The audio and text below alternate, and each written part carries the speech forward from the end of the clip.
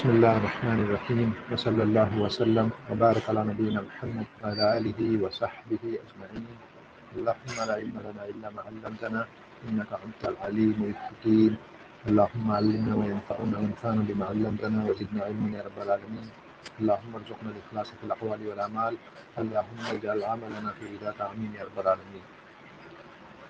الحمدللہ یہ ہماری کلاس نمبر 11 ہے رمضان کے بعد، اور انشاءاللہ یہ آخری کلاس ہوگی۔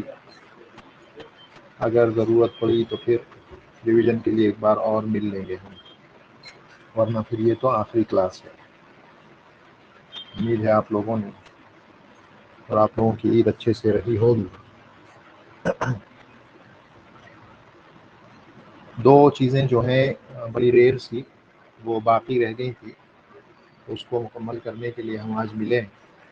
انشاءاللہ وہ پورا ہو جاتا ہے تو آپ لوگ انشاءاللہ اتنا سیکھ چکے ہیں کہ اگر گھروں میں، آس پڑوس میں، خاندان میں اور جو کمیونٹی ہے اسلامک وہاں پر کوئی مسئلہ آتا ہے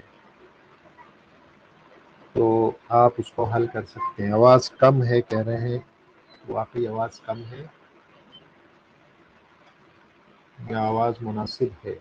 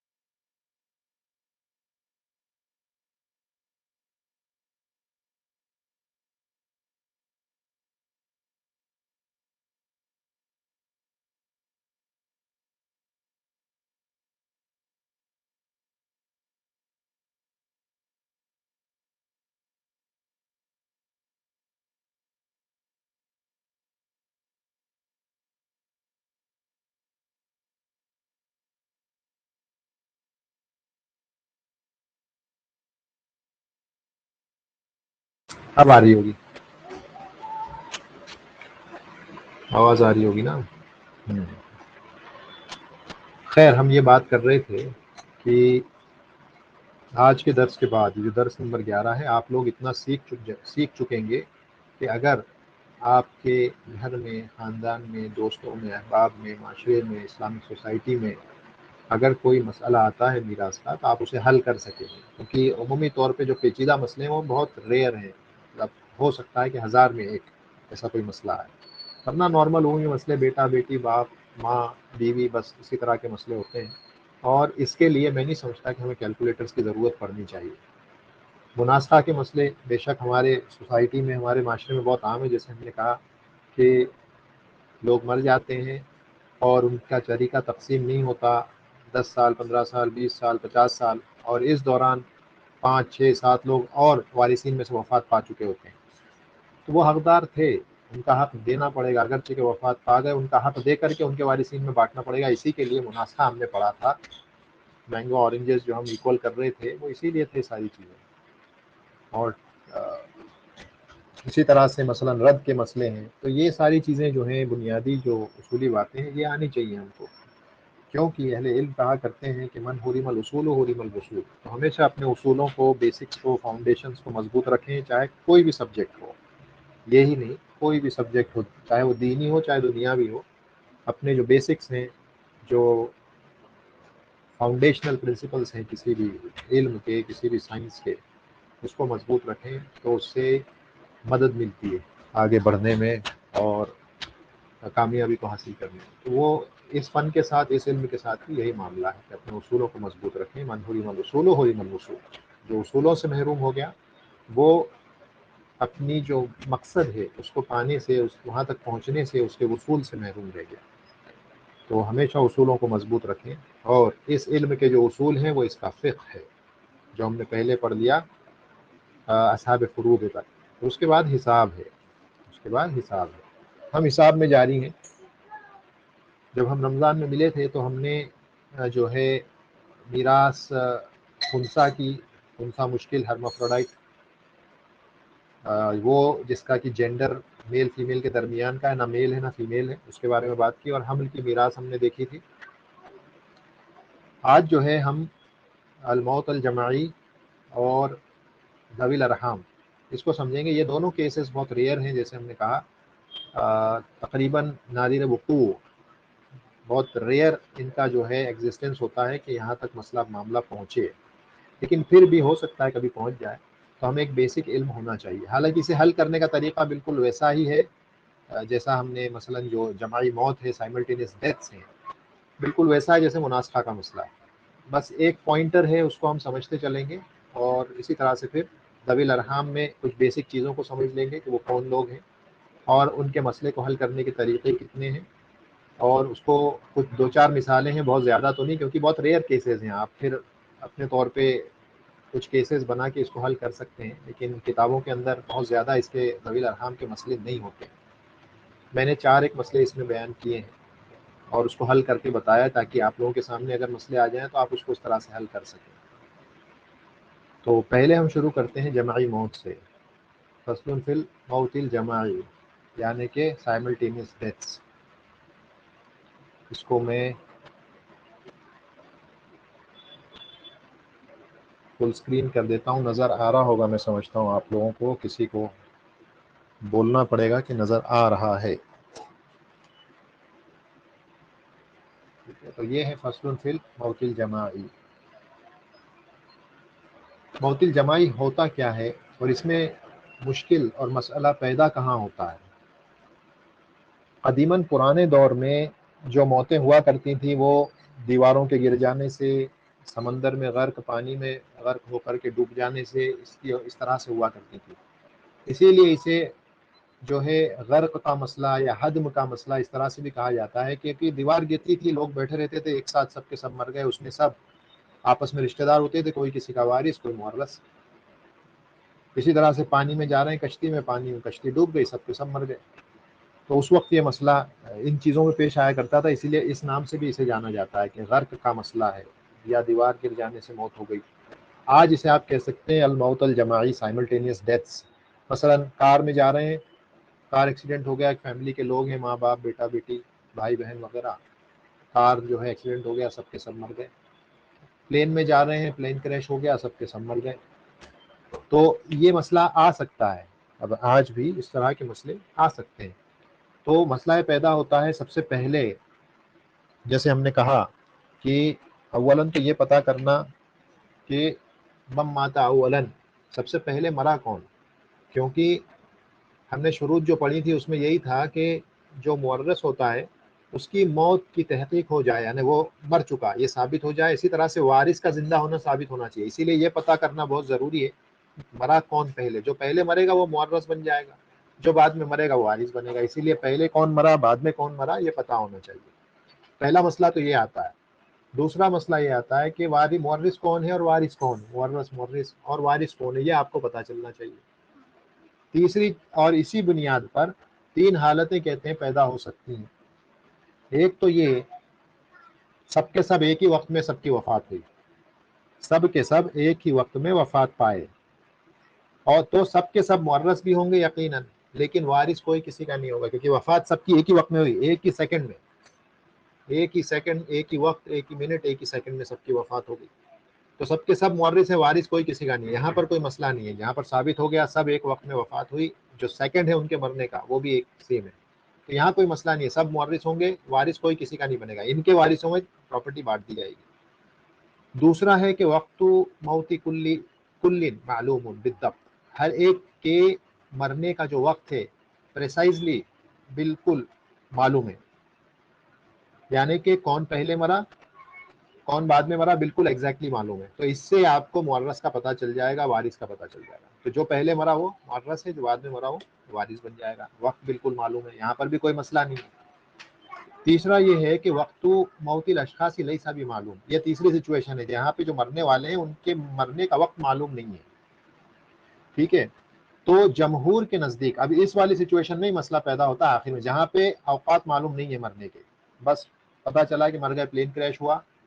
اب پلین کریش ہوا تو گرتے ٹائم کون مرا، بیچ میں ہوا میں کون مر گیا، نیچے آ کے کون مرا، پتہ نہیں ہے کچھ بھی. وہ پوسٹ مارٹم ہوگا، اس کے لیے باڈیز چاہیے، تو پتہ نہیں ہے کون پہلے مرا کون بعد میں مرا، پتہ ہی نہیں ہے کچھ بھی. تو جمہور جو ہیں، جس میں کہ احناف ہیں، مالکیہ ہیں، شافعیہ ہیں، وہ کہتے ہیں ان کو ہم وارث نہیں بناتے، کوئی کسی کا وارث نہیں بنے گا. ان کے یعنی کہ ان کے مال کو ان کے وارثین میں بانٹ دیں گے، لیکن آپس میں ان کے مال کو ایک دوسرے میں نہیں بانٹا جائے گا.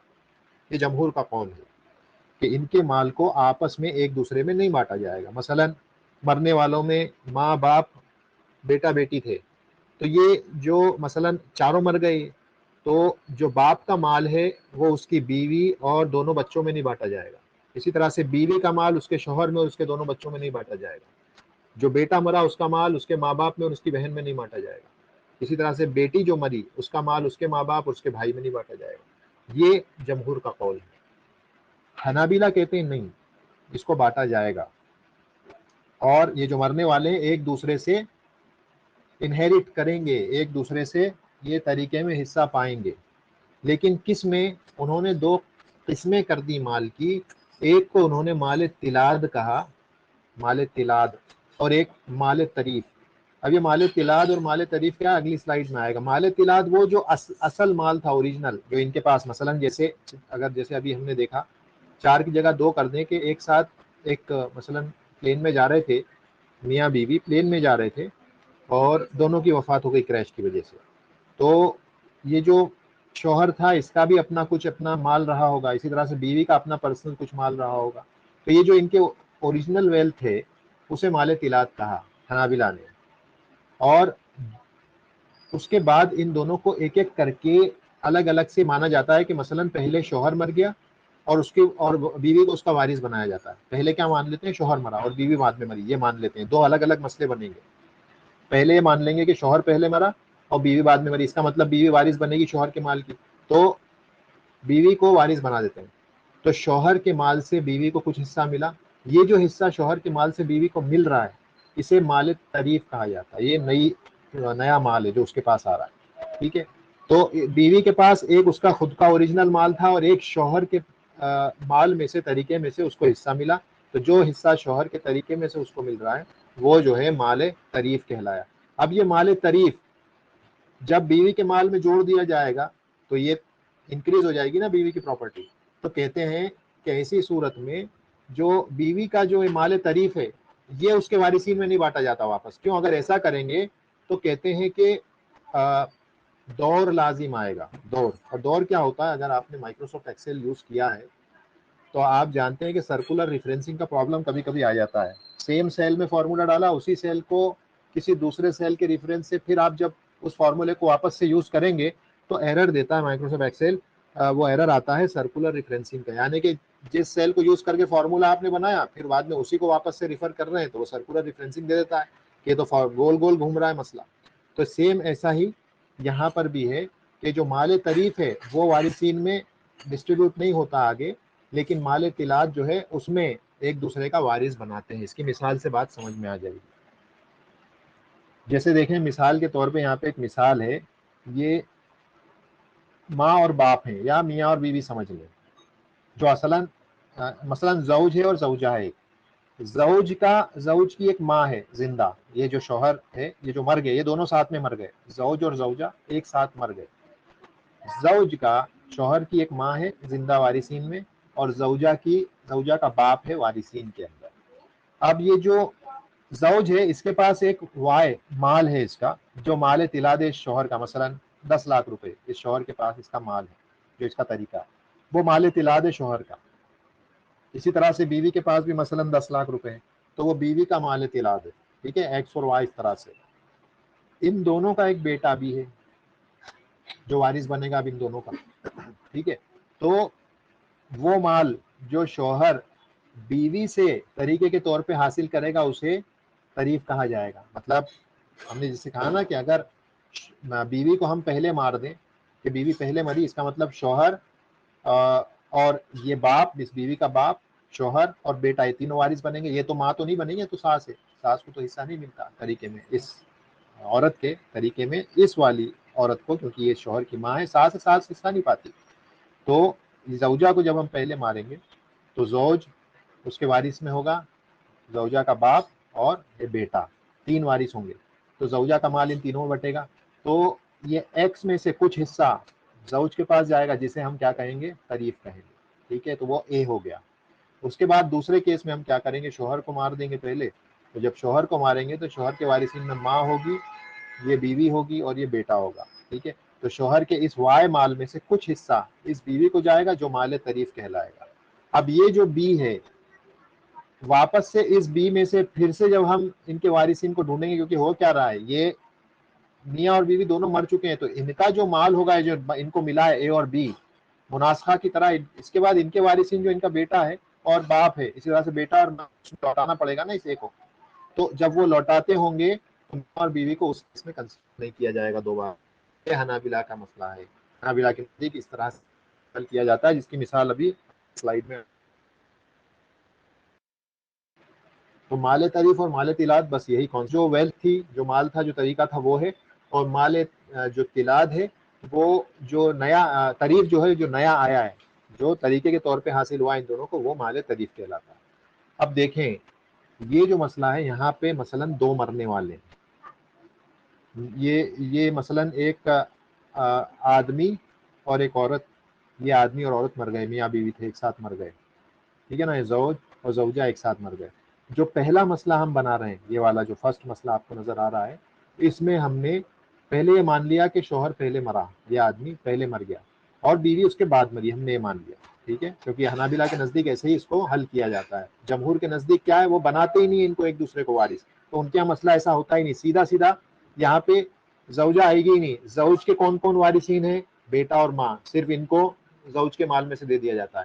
زوجہ کے وارثین کون ہیں، بیٹا اور باپ، زوجہ کا مال صرف ان میں دے دیا جائے گا. یہ اتنا مسئلہ وہ بڑھاتے نہیں ہے. لیکن حنابلہ کے نزدیک وہ کہتے ہیں کہ نہیں، اگر 1 سیکنڈ کا بھی فرق رہا ان کے مرنے میں تو یہ ایک دوسرے کے وارث بنتے ہیں. تم جو شیئر سے اس پہ فرق پڑتا ہے، تو اس لیے بہتر یہ ہے کہ ان کو وارث ایک دوسرے کا بنایا جائے. تو اس میں ازیوم یہ کر لیا جاتا ہے پہلی بار کہ پہلے زوج پہلے مرا. جب زوج پہلے مرا اور زوجہ اس کے 1 سیکنڈ بعد مری ہوگی تو بھی وارث بن جائے گی، اس کو کچھ نہ کچھ حصہ ملے گا اس کا، جیسے یہاں پہ نظر آ رہا ہے. اور پھر یہ حصہ اس کے وارثین میں بانٹ دیا جاتا ہے، جیسے ہم نے مناسخہ میں کیا، سیم وہی پروسیجر ہے. تو یہاں پر زوج پہلے مر گیا، مرنے اس کے وارثین میں بیوی ہے، ایک بیٹا ہے اور ایک ماں ہے، جیسا ہم نے دیکھا ڈائیگرام میں. اب یہاں پر آپ دیکھیں کیونکہ فر وارث موجود ہے تو زوجہ کو 1/8 دے دیا، ماں کو 1/6 فر وارث کی موجودگی میں، اور یہ عصبہ بن گیا. اصل مسئلہ 24 سے آیا، 3 حصے بیوی کے، 17 حصے بیٹے، 4 حصے ماں کے اور باقی بچے 17 حصے بیٹے کے عصبہ کے طور پہ. ٹھیک ہے، 24 ہو گیا. اب یہ مسئلہ بالکل ویسے ہی حل ہوگا جیسے ہم جو ہے مناسخہ کا کرتے تھے، کیونکہ یہ مر گئی، اس کا جو مال ہے وہ اس کے وارثین جو کہ بیٹا اور باپ ہیں، اس کے وارثین بھی ہم نے دیکھے تھے نا یہاں پہ. یہ دیکھیں یہ والی جو بیوی کے وارثین میں کون ہے، باپ ہے اور بیٹا ہے. تو باپ اور بیٹے کو مال جائے گا، یہ 3 حصے ان میں جائیں گے. ٹھیک ہے، لیکن دیکھیں یہاں پہ ہم نے شوہر کو، اس شوہر کو یہاں نہیں لکھا ہے، یہ شوہر جو ہے اس کو واپس یہاں نہیں لکھا ہے. کیوں؟ کیونکہ جو مال طریف ہے، نیا مال، وہ واپس سے شوہر میں. کیوں؟ اگر ویسا ہوگا تو ہوگا کیا، یہ جو 3 حصے وہ اسی کے مال کے تھے، زوج سے ہی 3 حصے یہاں ملے، تو زوج کو بھی جب یہاں لکھ دیں گے تو اپنی ہی پراپرٹی کا مالک یہ خود بن جائے گا واپس سے. یہ ہو نہیں سکتا، کوئی آدمی خود اپنی پراپرٹی کا مالک بن جائے، ایسا ہو ہی نہیں سکتا. تو یہی وجہ ہے، اسی کو دور کہتے ہیں، دور لازم آئے گا جو کہتے ہیں سرکولر ریفلنسنگ، اگر ہم کہتے ہیں ایکسل کی زبان میں. تو یہ دور وہی ہے کہ گول گول گھومتی رہے گی چیز، یہ کبھی ختم ہی نہیں ہوگا، پھر آگے آگے بڑھتے چلے جاؤ آپ. تو یہ مرنے والے کی پراپرٹی اسی کو واپس نہیں دی جا سکتی. تو یہ 3 حصے شوہر کو آپ یہاں پہ آپ نہیں لکھیں گے کہ بھائی بیوی کے وارثین میں شوہر، کیونکہ دونوں ساتھ میں مرے ہیں نا، ہو سکتا ہے شوہر بعد میں مرا، پھر یہاں پہ لکھو، پھر یہ 3 میں سے اس کو بھی دو، اسی کا مال اس کو لوٹ گیا، دور لازم آ گیا. اسی لیے اس کو یہاں پر نہیں لکھتے. تو مال جو طریف ہے وہ صرف ان وارثین میں جائے گا، یعنی شوہر کو چھوڑ کر کے جو بھی باقی بچے ہوں گے ان میں جائے گا. یہاں پر بیٹا ہے اور باپ ہے، یہ تو ساس ہے، اس لیے یہ حصہ نہیں پائے گی. اس کے بعد دیکھیں بیٹا ہے اور باپ ہے، تو باپ بیٹے کی موجودگی میں صرف 1/6 پاتا ہے. اس کا تھوڑا سا نقصان ہو جاتا ہے، حجب نقصان ہے یہ بیٹے کی موجودگی میں، کیونکہ بیٹا سب سے پاورفل ہے. تو 1/6 اصل مسئلہ 6 سے بنا، 1 حصہ باپ کو، 5 حصے اس بیٹے کو، یعنی اس 3 میں سے 5 حصے اور ایک. اب یہ یہاں پر مسئلہ آ رہا ہے مینگو اور اورنجز کا. تو ہمیں اس کو بھی، اب یہ دیکھیں یہ 6 اور یہ 3 ہے، تو اگر ہم ان کو سیم کرنا ہے تو اس کو اورنجز بناتے ہیں، اس کو 2 سے اگر ملٹیپلائی کر دیں تو یہ اورنجز بن جائے گا، یہ 6 ہو جائے گا، یہ 6 ہے، 6 حصے 6 میں ایزیلی بٹ جاتے ہیں، ٹھیک ہے، جیسے تصحیح ہوتی ہے بالکل ویسا ہی ہے۔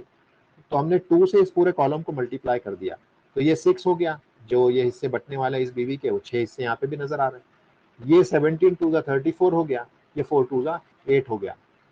تو جامع مسئلہ جب ہم بنائیں گے فائنلی اس کو کتنا ملا انکلوڈنگ یہ جو 3 ٹرانسفر ہو رہے ہیں ادھر آگے، تو جامع مسئلہ 24 انٹو 2 48 سے بن گیا، ان کو ایڈ کر دیا جائے گا، یہ 34 تھے، 34 پلس 5 39، یہ 8 تھے، 8 آ گئے، اور یہ تو ایک ہی ہے بس، تو اس کو جب آپ جوڑیں گے تو آپ کو یہاں پہ 48 آ جائے گا۔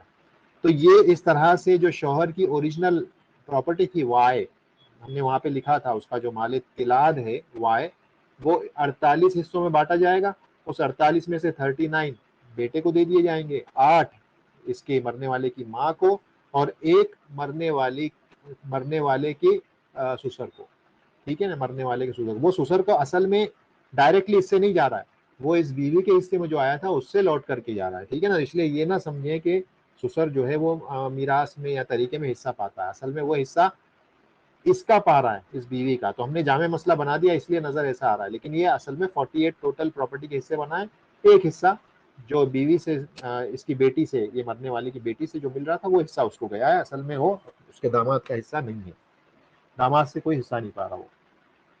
دوسرا کیس ہم نے کیا کیا، زوجہ کو پہلے مار دیا اور بعد میں ہم نے مان لیا زوج بعد میں مرا ہے، جب ویسا کیا تو پھر ایک مسئلہ ہم نے بنایا، اس کے وارثین میں مرنے والی کے شوہر ہے، بیٹا ہے، باپ ہے اس کا، یہ والا جو یہاں پہ ہے وہ اصل میں اس زوجہ کا باپ ہے، تو وہ پہلا اس کا مسئلہ آ گیا۔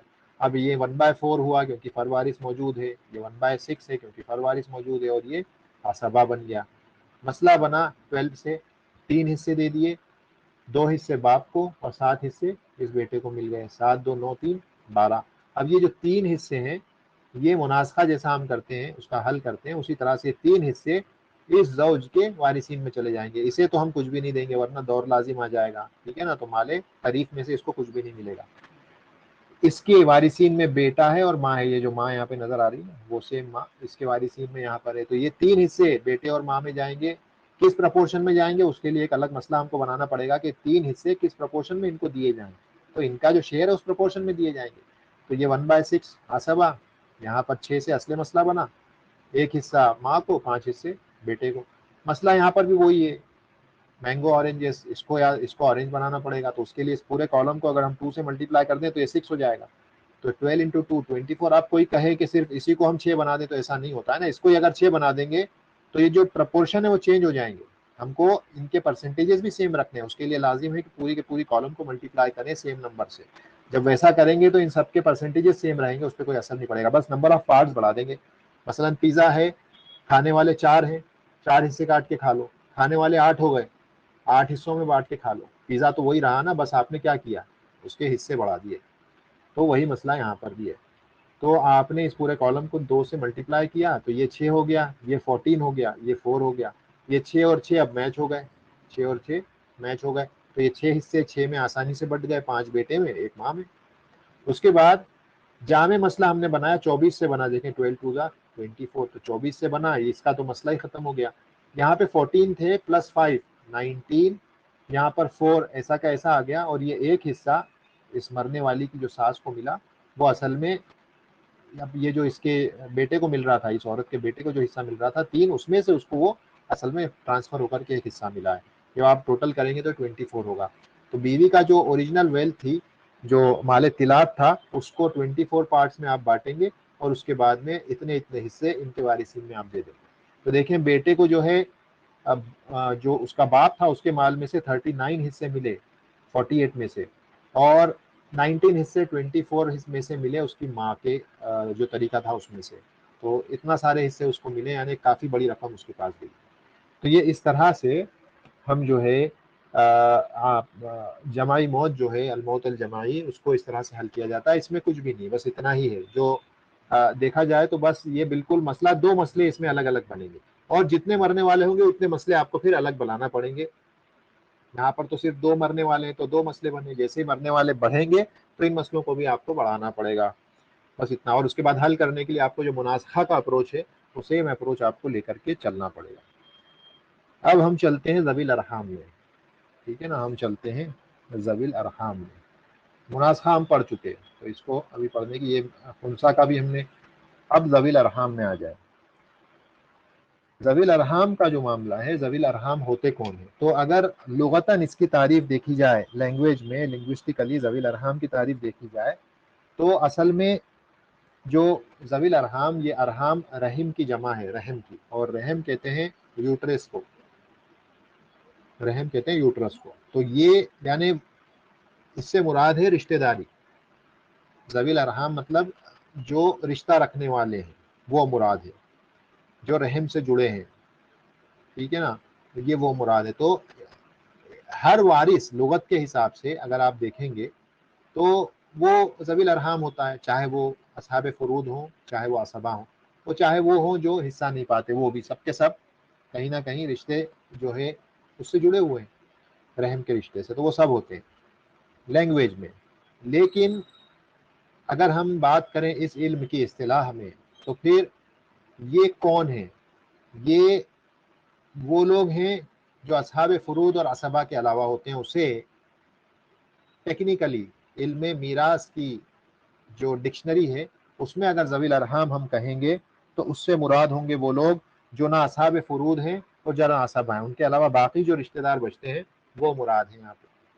ٹھیک ہے, تو اس میں کون آ گئے؟ اس میں آ گئے ہر وہ شخص جو کسی بیٹی کے ذریعے میت سے جڑتا ہے. ہم نے کہا تھا نا, من ادلی الی المیت بانثی فلا یرث, کہ جو کسی میت جو کسی عورت کے ذریعے میت سے جڑتا ہے وہ میراث میں حصہ نہیں پاتا ہے. تو ہم نے کیا کہا تھا؟ بیٹے کی اولادیں حصہ پاتی ہیں, بیٹی کی اولادیں حصہ نہیں پاتی. مرنے والے کے نواسا نواسی نہ عصبہ بنتے ہیں نہ اصحاب فروض بنتے ہیں. پھر وہ کیا بنتے ہیں؟ وہ ذوی الارحام بنتے ہیں.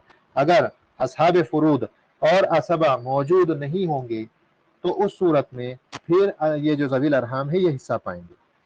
یہاں پر بھی تھوڑا سا اختلاف ہے. اختلاف یہ ہے کہ جو شافعیہ اور مالکیہ رحمہم اللہ ہے وہ کہتے ہیں کہ ذوی الارحام کو حصہ نہیں ملے گا, کیونکہ ان کے تعلق سے کوئی نص موجود نہیں ہے. وہ کہتے ہیں کہ اگر بیت المال منظم انداز میں کہیں چلتا ہے جہاں پر ایماندار لوگ ہیں اور بیت المال کا نظام وہاں قائم ہے, تو پھر وہ کہتے ہیں کہ ایسی صورت میں اگر عصبہ میں سے کوئی نہ ہو اور ذوی الارحام میں سے بھی کوئی نہ, عصبہ میں سے کوئی نہ ہو اور اصحاب فروض میں سے کوئی نہ ہو, تو پھر یہ پورا مال بیت المال کو دے دیا جائے گا. کس صورت میں؟ جب وہ بیت المال منظم انداز میں ایمانداری کے ساتھ چلایا جاتا ہے. ٹھیک ہے, تو وہ ان کا یہ کہنا ہے. لیکن اس میں جو زیادہ صحیح قول ہے وہ یہ ہے کہ ذوی الارحام کو مال لوٹا کر کے دیا جائے گا. کیوں؟ کیونکہ اللہ نے اپنی کتاب میں سورہ انفال میں, آپ آخری آیت پڑھیں گے تو وہاں پر ان کا ذکر آیا ہے, وہاں پر ان کا ذکر اللہ نے کیا ہے. ٹھیک ہے, تو اس وجہ سے زیادہ صحیح قول یہی ہے کہ ان کو دیا جائے گا. اور بعض مقامات پر جو مثلا احادیث موجود ہیں اس تعلق سے, مثلا جیسے آپ پائیں گے کہ جس مسئلے میں بعض اہل علم جو ہے وہ ایک حدیث نقل کرتے ہیں نبی صلی اللہ علیہ وسلم سے کہ, اور یہ حدیث جو ہے یہ دارقطنی میں ہے, دارقطنی میں یہ حدیث موجود ہے کہ نبی صلی اللہ علیہ وسلم سے ابو ہریرہ رضی اللہ عنہ, یہ راوی حدیث ہیں, کہتے ہیں سئل رسول اللہ صلی اللہ علیہ وسلم عن میراث العمۃ والخالۃ, نبی صلی اللہ علیہ وسلم سے جو پھوپھی ہے اور خالہ ہے اس کی میراث کے تعلق سے سوال کیا گیا. تو نبی صلی اللہ علیہ وسلم نے کہا کہ لا ادری حتی یاتینی جبریل, کہ مجھے نہیں پتا یہاں تک کہ جبریل علیہ السلام آ جائیں اور مجھے بتا دیں, یعنی کہ وحی نازل ہونے سے پہلے میں نہیں بتا سکتا.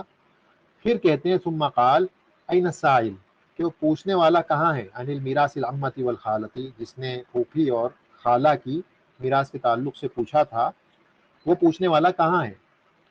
تو فأتی الرجل, تو آدمی آیا اور کہا کہ وہ اس آدمی کو لایا گیا اور پھر کہا کہ جبریل علیہ السلام جو ہیں آئے تھے اور انہوں نے کہا کہ ان دونوں کے لیے کچھ بھی نہیں ہے. تو یہ دارقطنی کی روایت ہے, لیکن یہ جو روایت ہے مرسل ہے, اور مرسل روایت جو ہے یہ ضعیف کے حکم میں آتی ہے. بیقونیہ میں ہم نے پڑھا ہے کہ مرسل روایت کس کو کہتے ہیں. مرسل روایت وہ ہے جو کوئی تابعی یعنی کہ تابعی اسے کہتے ہیں جو جس میں صحابی کو دیکھا ہو، ملا ہو ایمان کی حالت میں، اور پھر اسی پر اس کی وفات ہوئی ہو، نبی صلی اللہ علیہ وسلم کو نہیں دیکھا ہو، وہ تابعی ہوتے ہیں، سیکنڈ جنریشن. تو کوئی تابعی ڈائریکٹ نبی صلی اللہ علیہ وسلم سے روایت کر دے کہ قال النبی صلی اللہ علیہ وسلم، اب یہ تو پاسبل ہی نہیں ہے، کیونکہ اگر وہ ڈائریکٹ روایت کر رہے ہیں تو پھر تو صحابی ہوتے وہ، لیکن یہ صحابی ہے ہی نہیں، یہ تو تابعی ہے. اس کا مطلب بیچ میں کوئی نہ کوئی حذف کیا ہوا ہے کسی کو انہوں نے. ہو سکتا ہے وہ کوئی اور تابعی بھی ہو، کسی اور سے سنا ہو انہوں نے، پھر اس تابعی نے کسی اور سے سنا ہو، پھر کسی صحابی سے سنا ہو. تو ایسا بھی تو ہو سکتا ہے، یعنی بیچ میں کئی لوگ ہو سکتے ہیں کہ بیچ میں غائب ہوں، جس کو کہ چین میں سے غائب کیا گیا ہے. تو اس بنیاد پر یہ روایت مرسل ہوتی ہے، اور مرسل روایت جو ہے یہ حجت نہیں ہوتی ہے، اس کو ضعیف کہا جاتا ہے، سوائے ان تابعین کے جو معروف تھے صرف صحابیوں سے نقل کرنے کے، جیسے سعید ابن المسیب رحمہ اللہ. یہ اپنی روایتیں 90% روایت جو ہے ان کی جو بھی مرسل ہیں، جو سعید ابن المسیب رحمہ اللہ، ان کی جتنی بھی مرسل روایتیں جس میں یہ ڈائریکٹ نبی صلی اللہ علیہ وسلم سے روایت کرتے ہیں، 90% وہ روایتیں انہوں نے کسی نہ کسی صحابی سے ہی روایت کی ہیں، یہ کنفرم ہے. اسی لیے بعض اہل علم سعید ابن المسیب کے مراسیل کو قبول کرتے ہیں. تو خیر یہ جو روایت ہے جس میں نبی صلی اللہ علیہ وسلم سے جو یہ بات مروی ہے کہ پھوپھی اور خالہ کے لیے کوئی حصہ نہیں ہے، اصل میں یہ مرسل روایت ہے. اور جو امام، جیسے ہم نے کہا کہ شافعی رحمہ اللہ اور امام مالک رحمہ اللہ، ان کے نزدیک وہ کہتے ہیں بیت المال کو دے دیں گے وہ، لیکن ابو حنیفہ، امام احمد اور اس کے علاوہ امام شافعی کا بھی ایک قول ہے، اس صورت میں کہ جب بیت المال ایک منظم انداز میں موجود نہ ہو. اور اسی طرح سے شیخ بن باز کا بھی، شیخ عثیمین رحمہ اللہ کا بھی یہی قول ہے کہ ذوی الارحام کو حصہ دیا جائے گا طریقے میں سے، اگر اصحاب فروض اور عصبہ موجود نہیں ہوں گے تو. اور وہ کہتے ہیں اس کی دلیل ہے سورہ انفال کی وہ آخری آیت، جیسا ہم نے کہا وَأُولُو الْأَرْحَامِ بَعْضُهُمْ أَوْلَىٰ بِبَعْضٍ فِي کتاب اللہ. تو یہ اس آیت کی روشنی میں وہ جو ہے ان کو وارث بناتے ہیں. اسی طرح سے مسند احمد میں، ابو داود میں، سنن ابو داود، سنن ابن ماجہ میں ایک حدیث موجود ہے، نبی صلی اللہ علیہ وسلم کہتے ہیں، یہ حدیث المقدام رضی اللہ عنہ، حدیث مقدام رضی اللہ عنہ ہے. مقدام کہتے ہیں کہ نبی صلی اللہ علیہ وسلم نے کہا کہ والخال وارث من لا وارث له، جو ماما ہوتا ہے، ماموں، وہ وارث ہوتا ہے اس کا جس کا کوئی وارث نہیں. اور یہ حدیث صحیح ہے، شیخ البانی نے اس کو صحیح قرار دیا ہے. سنن ابن ماجہ میں، سنن ابو داود اور مسند امام احمد میں یہ حدیث موجود ہے، حدیث مقدام کے نام سے. تو اس حدیث کی روشنی میں جو ہے ماموں وارث بنتا ہے، جس کا کوئی وارث نہیں ہے نبی صلی اللہ علیہ وسلم نے کہا کہ ماما اس کا ماموں وارث بنے گا. ٹھیک ہے. تو ذوی الارحام میں جو ہے ایک مسئلہ جو ہم نے دیکھ لیا، وہ یہ دیکھا کہ یہ جو کنٹروورسی ہے کہ ان کو وارث بنایا یا نہیں بنایا، اس میں زیادہ مضبوط بات یہ ہے کہ ان کو وارث بنایا جائے گا. حدیث بھی اس تعلق سے موجود ہے. اس کے علاوہ جو صحابی رسول تھے صلی اللہ علیہ وسلم، وہ بھی، ان کا بھی اس پر عمل تھا، اس کا بھی ان پر عمل تھا. ایسے جیسے حضرت علی وغیرہ رضی اللہ عنہ، زید بن ثابت رضی اللہ عنہ، یہ لوگ دیا کرتے تھے، ذوی الارحام کو حصے دیا کرتے تھے، تو ان سے ثابت ہے. تو اسی لیے زیادہ جو صحیح قول ہے وہ یہی ہے کہ ان کو حصہ دیا جائے گا. ٹھیک ہے. اب ہم یہ دیکھیں گے کہ اس جو ذوی الارحام کا مسئلہ ہے اس کو حل کیسے کیا جاتا ہے، اس کے طریقے کیا ہیں، اور اس کے بعد پھر یہ جو وارثین ہیں ان کی فہرست کو بھی دیکھ لیں گے اسی انداز میں جیسے ہم نے اصحاب فروض اور عصبہ کو دیکھا تھا، اسی انداز میں اس کو بھی سمجھ لیں گے. ٹھیک ہے. تو یہ دیکھیں یہاں پر جو دو طریقے معروف ہیں، ایک طریقہ احناف کا طریقہ ہے، منہج اہل قربات، یہ ایک طریقہ احناف کا ہے. یہ کون میت سے زیادہ قریب ہے اس بنیاد پر یہ فیصلہ کر کے اس کو ذوی الارحام میں سے جو بھی میت سے زیادہ قریب ہے اس بنیاد پر یہ اسے حصہ دیتے ہیں. دوسرا حصہ جو جمہور کا ہے وہ ہے اہل منہج اہل التنزیل. یہ تنزیل کا طریقہ کہا جاتا ہے. تنزیل کے طریقے سے کیا مطلب ہے؟ تنزیل کے طریقے سے مطلب یہ ہے کہ جو جس کے ذریعے کنیکٹڈ ہوتا ہے میت سے، اسے اس کے پوزیشن پر ایلیویٹ کر دیا جاتا ہے. مثلا نواسی ہے، نواسی کس کے واسطے سے کنیکٹڈ ہوتی ہے میت سے؟ بیٹی کے. تو نواسی مسئلے میں جب آئے گی تو اسے بیٹی کے مقام پر مان لیا جائے گا. یہ مراد ہے منہج اہل التنزیل. اسی طرح سے دیکھیں سگا بھائی وارث بنتا ہے، सगे भाई की बेटी वारिस नहीं बनती है, सगे भाई का बेटा वारिस बनता है। तो सगे भाई की बेटी अगर होगी ज़वील अरहाम में, सगे भाई की बेटी अगर मौजूद होगी तो सगे भाई की बेटी सगे भाई के जरिए कनेक्ट हो रही है मैयत से, तो ये सगे भाई के पोजीशन पर आ जाएगी। इस तरह से सगी बहन की बेटियां और बेटे दोनों वारिस नहीं बनते, तो सगी बहन की मसलन अगर बेटा होगा तो वो किसके मकाम पे आ जाएगा, सगी बहन के मकाम पर उसकी पोजीशन ले लेगा। ये मुराद है तंजील के तरीके से, और ये जमहूर का तरीका, यही मामूलुन अलैहि, इसी पर अमल है, इसी के मुताबिक यानी इसी पर अमल किया जाता है। अब देखें वो रिश्तेदार कौन है, उसको समझ लें इसी चार्ट के जरिए। जिस तरह से हमने वहां समझा था फुरू, उसूल और उखुवा उमूमा, बिल्कुल वैसे ही समझेंगे तो समझने में आसानी होगी। देखिए फुरू में मसलन एक मय्यत है, ये आदमी मर गया, इसका एक बेटा और एक बेटी। अब ये बेटे की बेटी और बेटा तो वारिस बनते हैं, ठीक है ना, फिर इस बेटे के बेटी और बेटा भी वारिस बनते हैं, लेकिन ये जो बेटा था इसकी बेटी, इसके बेटा बेटी, इसकी औलादें वारिस नहीं बनती हैं। यहाँ पर ये ब्लॉक हो गया। क्यों? मन अदला इलल मय्यित बिउनसा फला यरिस, जो फीमेल के जरिए मैयत से कनेक्टेड होते हैं, ये देखें, ये बिंत, आप जब मैयत तक लौटेंगे तो ये बीच में बेटी आ गई।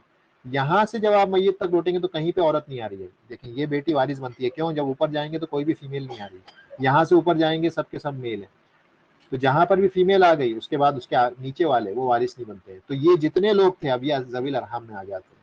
तो ये इस बेटी की औलादें, नवासी की औलादें, सब के सब जो है ये वारिस बनती हैं ज़वील अरहम में। इसी तरह से देखें यहाँ पर ये मरने वाली की बेटी थी, तो इस बेटी की औलादें जितनी भी हैं ये कोई भी वारिस नहीं बनती। तो अगर एक लाइन में याद रखना है तो हम कहेंगे औलादुल बनात, फुरू में औलादुल बनात, क्योंकि पोती पर भी लफ्ज बनात का इतलाक हो सकता है। लफ्ज बनात यानी बेटी लफ्ज का इतलाक पोती पर किया जाता है अरबी में। यानी अरबी में आप पोती जो है उसको भी बेटी कहा जा सकता है, जिस तरह से बेटी को बेटी कहते हैं पोती को भी बेटी कहा जा सकता है। तो बेटियों की जो औलादें हैं वो सब की सब ज़वील अरहाम में आती हैं, क्योंकि ये ना असाब फरूद में थी, ना असाब तासीब में थी, ना असबा में थी। मतलब ठीक है, तो इतना समझ में आ गया आपको कि फुरू में जो नहीं बन रहे थे वो अब बनेंगे ज़वील अरहाम में आकर के। और ये आसान है, मैं समझता हूँ इतना क्लियर हो गया होगा। अगर ये चार्ट जहन में माइंड मैप क्रिएट करके रखें अपने दिमाग में तो फिर कोई मुश्किल नहीं है। उसूल में आ जाएं, और उसूल के ताल्लुक से कल भी एक वीडियो रिलीज़ किया था जिसमें दादी की और नानी की बहस थी, तो उससे भी थोड़ा सा समझ में आएगा। और यहाँ पर भी उसी को वापस से एक्सप्लेन किया है कि उसूल में मसलन ये मरने वाला है, उसके बाद हम ऊपर चलेंगे, मरने वाले का बाप है और एक माँ है, इस बाप का भी एक बाप है और एक माँ है, इस बाप का भी बाप और माँ है, ये सब वारिस बनते हैं, ठीक है ना, ये सब वारिस बनते हैं। इस माँ की एक बाप है और एक माँ है, तो ये बाप अब वारिस नहीं बनेगा। क्यों? मन अदला इलल मय्यित बिउनसा फला यरिस, क्योंकि मरने वाली ये जो औरत है इसका एक बाप होगा, एक माँ होगी। माँ तो बनेगी, क्यों? क्योंकि नानी वारिस बनती है, नानी वारिस बनती है, उसके लिए एक टेक्स्ट मौजूद है, नस मौजूद है वाज़े, नानी के हुक्म में आएगी इसकी माँ, लेकिन इसका बाप जो नाना के हुक्म में आएगा ये वारिस नहीं बनेगा, क्योंकि इस औरत की माँ और बाप है। ये बाप वारिस बनेगा, बाप वारिस बनेगा, बाप वारिस बनेगा, मैयत से डायरेक्ट जुड़ रहा है। इस बाप की माँ परदादी ये वारिस बनेगी, इसका बाप वारिस नहीं बनेगा, नाना का इतलाक होता है इस पे लफ्ज नाना का। ये वारिस बनेगी क्योंकि नानी वारिस बनती है, नस मौजूद है। आप कहेंगे मन अदला इलल मय्यित बिउनसा फला यरिस, इसको क्यों दे रहे हैं? हम कहेंगे नबी सल्लल्लाहु अलैहि वसल्लम की हदीस मौजूद है, जाअल नबी सल्लल्लाहु अलैहि वसल्लम लिल जद्दती अस्सुदुस इज़ा लम यकुन दूनहु उम्मुन, हदीस मौजूद है, इसलिए नानी को तो वारिस हम बनाते हैं। तो ये जो औरत है इस पे लफ्ज नानी का इतलाक होता है क्योंकि इसकी माँ है ये, ठीक है, दादी वाला इतलाक यहाँ नहीं होगा। तो ये नानी होने की बिना पर ये वारिस बनती है। तो ये जो है ज़वील अरहाम में है, रेड वाला, क्यों? नाना का लफ्ज नाना का इतलाक होगा इस पर, तो इसीलिए ये वारिस नहीं बन रहा था पहले। जब हमने असाब फुरूद पढ़ा था, असबा पढ़े थे, तो ये वारिस नहीं था, इसलिए ज़वील अरहाम में वारिस बनेगा नाना होने की वजह से। माँ की जानिब से देखें, नानी, पड़नानी, ऊपर कितने भी चले जाएं सब वारिस बनेंगी, लेकिन नाना, पड़नाना ये नहीं बनेंगे, ठीक है ना। इसी तरह से इस माँ का बाप नहीं बनता था पहले, तो अब ये जितने भी हैं रेड नजर आ रहे हैं सब के सब ज़वील अरहाम में होंगे। इसको आसानी से याद रखना है, अल-जद्द अल-फासिद वल जद्दा अल-फासिदा, यानी कि जो झूठा दादा और झूठी दादी, झूठा दादा दादी से मुराद यानी वो लोग जो वारिस नहीं बनते हैं, वो अब ज़वील अरहाम में वारिस बनेंगे, ठीक है ना। और जद अल फासिद और फासिदा की डेफिनेशन भी हमने देखी थी کہ هو الذی جد الفاسد هو الذی يدخل فی نسبتہ الی المیت یہ وہ دادا ہوتا ہے کہ جب میت سے اس کی نسبت کی جائے تو درمیان میں ماں آ جائے کنیکٹ کرنے کے لیے. تو دیکھیں یہ باپ کو کنیکٹ کریں ماں آ گئی, اس باپ کو کنیکٹ کریں ماں آ گئی, تو یہ جد فاسد ہوتا ہے. اور جد فاسدہ وہ ہے کہ جب اس کو میت سے کنیکٹ کریں هو التی تدخل فی نسبتہ الی المیت الجد الفاسد, یہ وہ عورت ہے کہ جب اسے میت سے کنیکٹ کریں تو ایک جد فاسد درمیان میں آ جائے. ٹھیک ہے نا, تو یہ وہ ہے. مثلا دیکھیں یہ عورت جب اسے آپ لے کر کے آ رہے ہیں تو یہ جد فاسد ہے نا, یہ جد فاسد آ گیا. تو یہ اس عورت کو جب آپ اگر وارث بنانا چاہ رہے ہیں تو جد فاسد کے تھرو یہ میت سے کنیکٹ ہو رہا, تو یہ عورت جو ہے جد فاسدہ کہلائے گی, تو یہ بھی ذوی الارحام بنتی ہے. تو آپ کو بس یہ ڈائیگرام, یہ چارٹ یاد رکھنا ہے, اس کو دماغ میں کریٹ کر لیں تو اس کی وجہ سے پھر آپ کو آسانی ہوگی سمجھنے میں. ٹھیک ہے نا, تو یہ آپ کا اصول ہو گیا. اس کے بعد ہم جائیں گے اخوہ میں, حواشی میں اخوہ میں جائیں گے. اخوہ میں جب ہم گئے تو یہاں پر اخوہ میں جو وارث بنتے ہیں وہ کون کون بنتے ہیں؟ سگا بھائی, باپ شریک بھائی اور ماں شریک بھائی, اور اسی کے ساتھ جو بہنیں ہیں وہ بھی, ٹھیک ہے, وہ بھی اخوہ میں آتی ہیں. بہنیں بھی ساری قسمیں آ گئی ان کی, سگی, باپ شریک اور ماں شریک بہنیں سب آ گئی.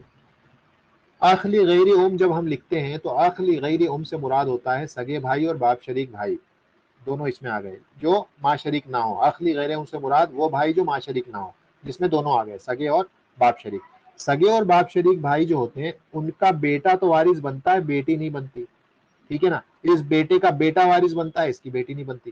تو ان کی جتنوں کی بھی بیٹیاں ہیں اور پھر بیٹیوں کی جو اولادیں ہیں وہ سب کی سب ذوی الارحام میں آ جائیں گی. آپ اس طرح سے اس کو کریٹ کر لیں, دھیرے دھیرے جب اس پر دیکھیں گے, غور کریں گے, تھوڑا سا پڑھیں گے تو آپ کے دماغ میں یہ چیز بیٹھ جائے گی. ٹھیک ہے, کون وارث بنتا ہے کون نہیں بنتا ہے. اس کے بعد ماں شریک بھائی جو ہیں ان کی اولادیں دونوں ہی, چاہے بیٹا ہو چاہے بیٹی, اور ان کی اولادیں نیچے سب کے سب ذوی الارحام میں. کیوں؟ کیونکہ باپ شریک بھائی اور بہن جو ہوتے ہیں یہ خود بس وارث بنتے ہیں, ان کے بیٹا بیٹی وارث نہیں بنتے ہیں. اصلاً جو پہلے ہم نے دیکھا تھا اصحاب فروض میں اور اسبا میں, تو وہ وارث نہیں بنتے تھے, یعنی ان کے بیٹا بیٹی. تو اب وہ ان کے بیٹا بیٹی ذوی الارحام میں آ جائیں گے. ٹھیک ہے, اس لیے ہم نے لکھ دیا اولادہم, ان کی جو بھی اولاد ہے چاہے بیٹا ہو بیٹی ہو, اور پھر اس کے نیچے کتنا بھی چلے جائیں سب کے سب آ جائیں گے. اور میت سے جڑے ہوئے ہیں, دیکھیں یہ میت سے جڑے ہوئے ہیں, یہ بھی اور یہ بھی. اس کے بعد یعنی یہ مذکر ہے, اس طرف میت سے اس طرف ہم نے مذکر کو جو ہے یہاں پہ دکھایا ہے. دیکھیں آخلی ام یعنی باپ شریک, ماں شریک بھائی ہے, اور یہ باپ شریک اور سگے بھائی ہیں, یہ میت سے جڑے ہوئے ہیں. اس کے بعد یہ بہنیں ہیں الاخوات, میت سے جڑی ہوئی ہیں. ان بہنوں کے بھی جو اولادیں ہیں چاہے بیٹا ہو چاہے بیٹی, سب کے سب ذوی الارحام میں آتے ہیں, کیونکہ بیٹیوں کے نہ بیٹے نہ بیٹیاں اصحاب فروض میں نہ اسبا میں آتے ہیں, اسی لیے وہ سب کے سب اب کہاں آ جائیں گے؟ وہ سب کے سب آ جائیں گے ذوی الارحام میں. تو یہ اس جو ہے اس چارٹ کے ذریعے آپ اس کو یاد رکھنے کی کوشش کریں. ٹھیک ہے, سب سے آسان طریقہ یہی ہے, چارٹ کے ذریعے یاد رکھیں, آسانی ہوگی. اس کے بعد عمومہ میں آ جائیں, یہاں پہ تھوڑا سا زیادہ ہے. عمومہ میں یعنی چچاؤں والا جو گروپ تھا اس میں دیکھیں باپ کی جانب سے عمومہ بھی ہوتے ہیں, ماں کی جانب سے بھی عمومہ ہوتے ہیں. ٹھیک ہے نا, ماں کی جانب سے عمومہ کون ہے؟ ماما اور خالہ. ماموں اور خالہ جو ہیں وہ ماں کی جانب سے عمومہ میں آتے ہیں, اور چچا اور پھوپھیاں یہ باپ کی جانب سے عمومہ میں آتی ہیں. تو دو قسم کے چچا وارث بنتے تھے اسبا کے طور پہ, سگے اور باپ شریک. ٹھیک ہے نا, اور ان کے بیٹے, ان کی بیٹیاں اور ان کی بیٹیوں کی بیٹیاں اور بیٹے ان کی اولادیں وہ نہیں بنتے ہیں. تو وہ سب کے سب ریڈ میں نے بتائے ہیں, تو یہ سب جو ہیں یہ ذوی الارحام ہیں, سب کے سب ذوی الارحام بن جائیں گے. ٹھیک ہے نا, بیٹے نہیں, یہ تو اسبا بن رہے تھے پہلے پڑھ چکے. باپ شریک اور سگے چچا کے بیٹے اور خود باپ شریک اور سگے چچا یہ وارث بن رہے ہیں پہلے اسبا اور اسبا کے طور پہ, اسبا فروض تو نہیں, اسبا کے طور پہ. ان کی بیٹیاں اور ان کی اولادیں وہ نہیں بن رہی ہیں, اور بیٹوں کی اولادیں یعنی بیٹوں کی بیٹیاں, خاص طور سے اولادیں تو نہیں, بیٹوں کی بیٹیاں وہ نہیں بن رہی ہیں. تو یہ سب کے سب ذوی الارحام بن جائیں گے. اس کے بعد ماں شریک چچا تو وارث ہی نہیں بن رہا تھا, نہ اصحاب فروض میں سے نہ اسبا سے, تو اب وہ بھی جو ہے ذوی الارحام میں آ جائے گا, اور پھر اس کی اولادیں بھی آ جائیں گی. جب وہ آ گیا تو اس کی اولادیں بھی آ جائیں گی ذوی الارحام میں. اور یہ سب کے سب باپ سے کنیکٹڈ ہوتے ہیں, یعنی چچا جو ہیں وہ بھی جب آپ میت کو لوٹیں گے تو باپ کے ذریعے لوٹنا پڑے گا. یہ جاننا اس لیے ضروری ہے کیونکہ جو تنزیل کا طریقہ ہے اس میں جب یہ کہیں پر آئیں گے، مثلا یہ کہیں پر آ گئے ماں شریک چچا، تو ماں شریک چچا کو پھر ہم کیا کریں گے، باپ کے لیول پہ لا کے رکھ دیں. کیوں؟ کیونکہ یہ میت سے باپ کے ذریعے کنیکٹڈ ہے. ٹھیک ہے. اسی طرح سے جو پھوپھیاں ہیں وہ بھی باپ سے کنیکٹڈ ہوتی ہیں، میت سے، باپ کے تھرو میت سے کنیکٹڈ ہوتی ہیں. ڈائریکٹ میت سے کنیکٹڈ نہیں ہوتی ہیں، باپ کے تھرو کنیکٹڈ ہوتی ہیں کیونکہ اس کی بہنیں ہوتی ہیں. تو یہ جو ہیں امات یعنی پھوپھیاں، یہ ذوی الارحام میں آتی ہیں اور ان کی اولادیں بھی. کیوں؟ کیونکہ ان کو ہم نے اصحاب فروض میں بھی نہیں پڑھا اور اسباب میں بھی نہیں پڑھا. تو یہ اور ان کی اولادیں، بیٹا بیٹی جو بھی ہیں سب، اور پھر ان کی اولادیں نیچے سب، یہ سب کی سب ذوی الارحام میں آ گئی. تو یہ جو ہیں باپ کی جانب سے جو ہیں یہ چچا اور پھوپھیاں ہیں جن کے وہ ریلیٹیوز جو ذوی الارحام بنتے ہیں، جس کو ہم نے ریڈ میں دکھایا. اس کے بعد میت کی ماں ہے. ماں سے کون سے رشتے کنیکٹڈ ہیں؟ ماں سے ایک تو خالہ کا رشتہ ہے، اور دوسرا خالہ کے رشتے کے علاوہ ماموں کا رشتہ کنیکٹڈ ہے ماں کی جہت سے، اس جانب سے. تو یہ تو کہیں سے کہیں تک رشتہ دار پہلے بنتے ہی نہیں تھے، نہ اصحاب فروض میں سے نہ اسبا میں سے. تو یہ سب کے سب یعنی خالائیں، ماموں، ان کی اولادیں، خالاؤں کی اولادیں، سب کے سب ذوی الارحام بن جائیں گے اگر ہوں گے، موجود ہوں گے تو. ٹھیک ہے. تو یہ عموما ہو گیا. تو بس یہ چار ہی ہیں، یہی ہم نے پڑھا تھا. فروع پڑھا تھا، اصول پڑھا تھا، اخوہ پڑھا تھا، عموما پڑھا تھا. تو آپ جو ہے اگر اس کو آپ ذہن میں رکھ لیتے ہیں، اور میں سمجھتا ہوں مشکل نہیں ہے، کیونکہ آپ لوگوں نے اصحاب فروض یا وارثین کی جو پوری فہرست ہے وہ جب یاد رکھی ہے فروع، اصول اور حواشی کے طریقے پر، تو اسی طریقے پر ہم نے ذوی الارحام کو بھی ابھی پڑھ لیا. اور اس میں صرف آپ کو ان لوگوں کو الگ کر دینا ہے جو پہلے وارث نہیں بن رہے تھے، اس کو آپ وارث بنا دیں. آپ یعنی ہر وہ میت، یعنی ہر وہ وارث جو کسی نہ کسی فیمیل کے ذریعے میت سے جڑ رہا ہے، وہ اب وارث بنے گا ذوی الارحام کے طور پہ. تو یہ عموما ہے، اور یہ بہت ریئر ہوتے ہیں. اگر کسی وجہ سے یاد نہیں بھی رہتا ہے تو کوئی گھبرانے کی بات نہیں ہے، کیونکہ یہ بہت ریئر کیسز آتے ہیں، نادر وقوع معاملہ ہوتا ہے، بہت ریئر ایگزسٹنس ہوتا ہے ان کا. مثال ہے، آخری سلائیڈ ہے یہ. ٹھیک ہے. تو یہ مثال کو سمجھ لیں. دیکھیں کیسے ہوتی ہے تنزیل کا معاملہ، کیسے ہوتا ہے. دیکھیں، مرنے والی کی بیٹی کی بیٹی، ایک مرنے والا تھا، اس کی بیٹی کی بیٹی یعنی نواسی. ٹھیک ہے نا، یہ نواسی ہے. اسی طرح سے مرنے والی جو بھی تھا، مرنے والا یا مرنے والی، اس کے سگے بھائی کی بیٹی. اب سگے بھائی کی بیٹی تو وارث نہیں بنتی، ہمیں معلوم ہے. سگے بھائی کا بیٹا تو وارث بنتا ہے، لیکن سگے بھائی کی بیٹی وارث نہیں بنتی. اب یہ آپ بھتیجی کہہ سکتے ہیں، مرنے والی والا ہو چاہے والی ہو، یا اس کی بھتیجی ہے. نواسی اور بھتیجی دونوں وارث نہیں بنتے ہیں، یعنی اصحاب فروض میں سے نہیں ہوتے ہیں، نہ اسبا میں سے ہوتے ہیں. اب یہ جو نواسی ہے یہ کس کے واسطے سے کنیکٹڈ ہے؟ بیٹی کے. دیکھیں بیٹی یہاں پہ نظر آ رہی ہے، بیٹی کے واسطے سے کنیکٹڈ ہے. تو ہم نے یہاں واسطہ لکھ دیا. ٹھیک ہے نا. اور یہ جو بھتیجی ہے یہ سگے بھائی کے واسطے سے آ رہی ہے، تو واسطہ کیا ہوا؟ سگے بھائی ہو گیا. اب ان کو ان کے حصے دے دیں، ان کا تو ہمیں معلوم ہے، یہ تو پڑھا ہے ہم نے. بیٹی کو کیا حصہ دیا جاتا ہے؟ اکیلی ہو تو آدھا، اور سگا بھائی کیا ہوتا ہے؟ اسبا ہوتا ہے، اسبا بنا دیا. اب اس کا اصلی مسئلہ آپ نے نکالا، 2 سے بنا، ایک اس کو دے دیا، ایک اس کو دے دیا، قصہ ختم. تو بس آپ کو واسطہ ڈھونڈنا ہے. واسطہ ڈھونڈنے کے بعد تو پھر اسی کے حساب سے ڈسٹریبیوشن کرنا ہے. یہی تنزیل کا طریقہ ہے. دوسرا دیکھیں مسئلہ، یہاں پر ایک دیکھیں، یہ نانا ہے، ماں کا باپ، ماں کا باپ نانا. اس کے بعد بیٹی کا بیٹا نواسا. جیسے یہاں بیٹی کی بیٹی تھی، بیٹی کا بیٹا نواسا، یہ نانا مرنے والے کا، یہ نواسا. اور یہ بھتیجی مرنے والے کی یا والی کی بھتیجی ہو گئی. اب دیکھیں یہ کس کے ذریعے کنیکٹڈ ہے؟ تو یہ پیچھے والی چیز جو ہوتی ہے اسی کے ذریعے کنیکٹڈ ہوتا ہے. یہ ماں آ گئی، لاسٹ میں لکھا ہوا ہے نا، تو ماں کے واسطے سے کنیکٹڈ ہے یہ باپ یعنی نانا. اور یہ جو ہے نواسی یا نواسا جو ہے یہ بیٹی کے واسطے سے کنیکٹڈ ہوتے ہیں. یہاں پہ ہم نے بیٹی لکھ دیا، بنت. اور یہ جو ہے سگے بھائی کے واسطے سے کنیکٹڈ ہے، تو ہم نے سگے بھائی لکھ دیا واسطے میں. اب دیکھیں ماں کو، بیٹی کو اور سگے بھائی کو کیا دیا جاتا ہے؟ تو مسئلہ پھر اس کے بعد تو آسان ہے. ٹھیک ہے نا. بیٹی کو آدھا دیں گے، پر وارث موجود ہے، اس کی موجودگی میں ماں کو 1/6 دیا جائے گا، سگا بھائی اسبا بن جائے گا. اصل مسئلہ 6 سے، ماں کو 1، بیٹی کو 3، سگے بھائی کو 2. تو یہ حصہ اصل میں ہم نے نانا کو دے دیا، یہ حصہ ہم نے جو ہے نواسی کو دے دیا، یہ حصہ ہم نے بھتیجی کو دے دیا. اس طرح سے. یہ دیکھیں ایک اور مسئلہ، یہاں پر مرنے والی کی بیوی ہے. ٹھیک ہے. اس کے بعد یہاں پر واسطے کی ضرورت نہیں ہے، کیونکہ بیوی تو ڈائریکٹ وارث بن جاتی ہے، اس کو اس کا حصہ دے دیا جائے گا.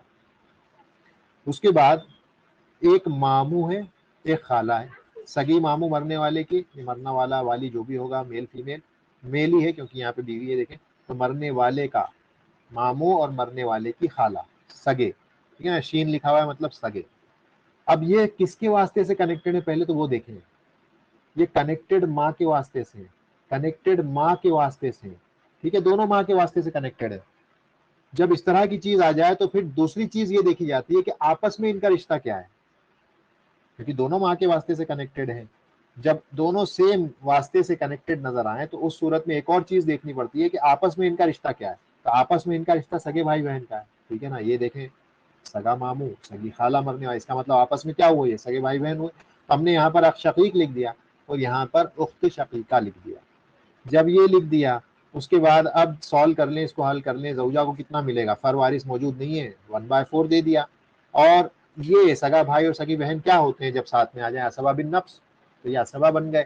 اصل مسئلہ 4 سے ایک حصہ بیوی کو دے دیا، 3 حصے ان دونوں کو دیے، تو للذکر مثل حظ الانثیین کے تحت 2 حصے بیٹے کو یعنی اس لڑکے کو، بھائی کو، سگے بھائی کو یعنی یہ ماموں کو، اور ایک حصہ خالہ کو، تو 2 اور 1 3 اور 1 4، اس طرح سے مسئلہ حل ہو گیا۔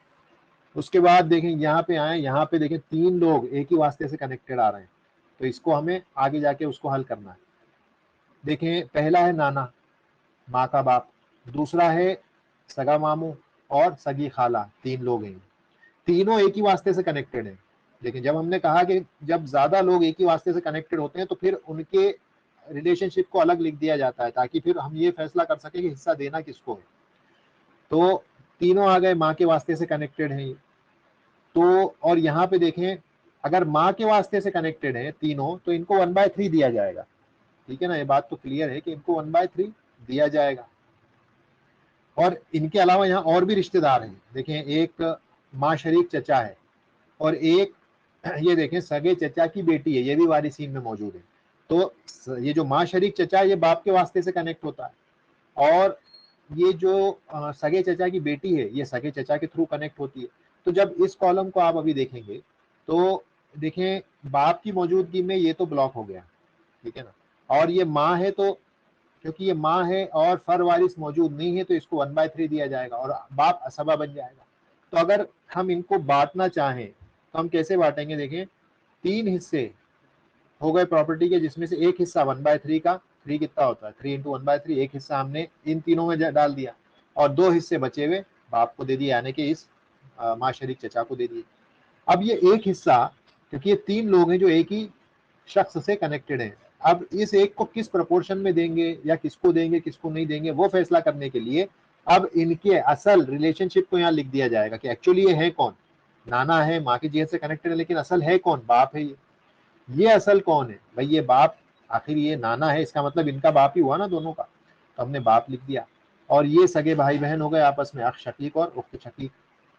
اب باپ کی موجودگی میں سگے بھائی بہن محجوب ہو جاتے ہیں تو ان کو ہم نے محجوب کر دیا، یہ جو ایک حصہ ہے صرف اس کو جائے گا، باپ کو جائے گا، اور یہ 2 حصے تو یہاں اس کو جا رہے تھے تو یہ 3 میں سے اصلی مسئلہ بنا، صرف یہاں پہ یہ 2 وارث بنے، ان کو مل گیا، ٹھیک ہے۔ تو اس میں زیادہ ہے نا گہرائی میں جانے کی ضرورت نہیں ہے، بہت زیادہ ہم کو گہرائی میں جانے کی اس جگہ پر ضرورت نہیں ہے، کیونکہ جیسے ہم نے کہا کہ بہت ریئر مسئلے ہیں، اگر یہ نہیں بھی سمجھ میں آتا ہے تو کوئی بہت بڑا نقصان نہیں ہے آپ کا، دھیرے دھیرے یہ کیونکہ پہلا مرحلہ تھا، فرسٹ اسٹیپ تھا، فرسٹ اسٹیج تھا، اس میں اور ایڈوانس آپ جا سکتے ہیں، الگ الگ مذاہب کے اقوال کو پڑھ سکتے ہیں، لیکن وہ اگلا مرحلہ ہے جب بنیادی شروعاتی جو مرحلہ ہوتا ہے، ابتدائی مرحلہ ہوتا ہے، اس میں صرف ہم بنیادی چیزوں کو سیکھتے ہیں، اس میں ہم خلاف میں نہیں جاتے، ہم ڈس ایگریمنٹس میں نہیں جاتے، ہم صرف ایک چیز کو پکڑ کے چلتے ہیں جو جمہور کا قول ہے، زیادہ جس پر عمل ہوتا ہے اس کو لے کے چلتے ہیں، اور اگلا مرحلہ جو آتا ہے وہاں پہ آپ خلاف وغیرہ پڑھ سکتے ہیں کہ الگ الگ مذاہب میں کیا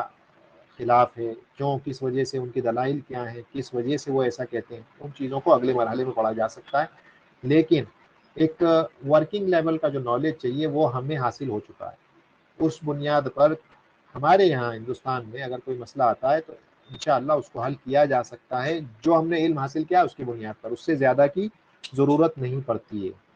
ایک چیز صرف ابھی اور مجھے بتانا ہے، جو ہم نے بات کی تھی جب ہم اصحاب فروض کے تعلق سے بات کر رہے تھے، اب ہم نے اس تعلق سے بات کی تھی، تو اس کو میں چاہتا ہوں کہ اس کو میں بتا دوں۔ تو اس کے لیے مثلاً اگر میں یہاں پر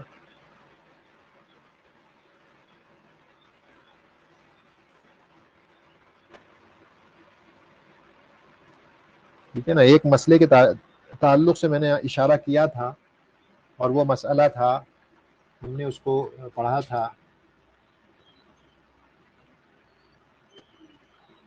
عمری یتین، عمری یتین، دو عمری مسئلے،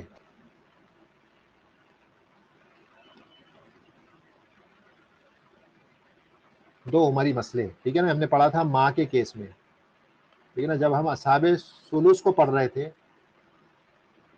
تو ہم نے دو عمری مسئلوں کے تعلق سے بات کی تھی کہ ماں کو 1/3 دیا جائے گا کس صورت میں.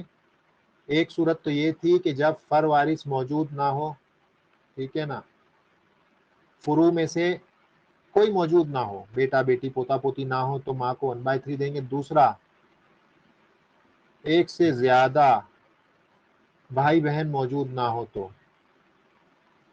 ایک سے زیادہ بھائی بہن موجود نہ ہو تو بھی ماں کو 1/3 دیا جائے گا. ٹھیک ہے، اگر ایک سے زیادہ بھائی بہن ہوں گے تو 1/6 ہو جائے گا. فر وارث موجود ہوگا، بیٹا بیٹی پوتا پوتی، تو 1/6 دیا جائے گا. تیسری چیز ہم نے یہ پڑھی تھی کہ ماں کو 1/3 کب دیا جائے گا؟ جب دو عمری مسئلے نہ ہو، وہ ماں ایسی سچویشن میں نہ آ رہی ہو جو ان دو عمری مسئلوں میں سے کوئی ایک عمری مسئلہ نہ ہو. یعنی وہ کیا ہے اس کو ہم پڑھیں گے کہ وہ دو عمری مسئلے کیا ہیں. یہ جو دو عمری مسئلے ہیں،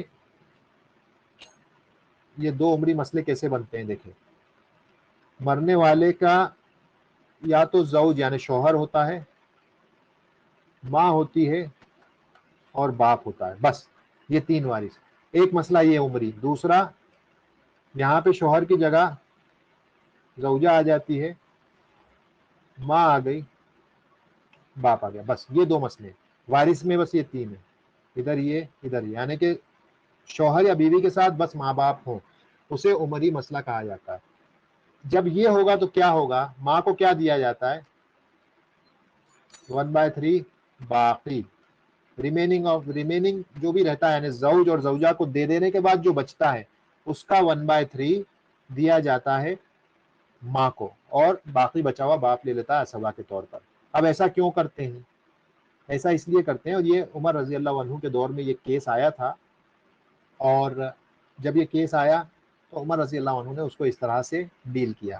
اور اس کے بعد ان کے بعد بھی اور صحابی ہیں، زید بن ثابت رضی اللہ عنہ ہیں، عبداللہ بن مسعود رضی اللہ عنہ ہیں، انہوں نے بھی پھر ان مسئلوں کو ایسے ہی ہینڈل کیا جب ان کے دور میں آیا. یعنی اس کا اپوزیشن کسی نے نہیں کیا، اور جب صحابی کے قول کو اپوز نہ کیا جائے تو وہ حجت ہوتا ہے، تو یہ اسی لیے حجت بن گیا یہ. اور آج بھی اگر ایسا کوئی مسئلہ آتا ہے تو پھر اسے ایسے ہی ڈیل کیا جائے گا.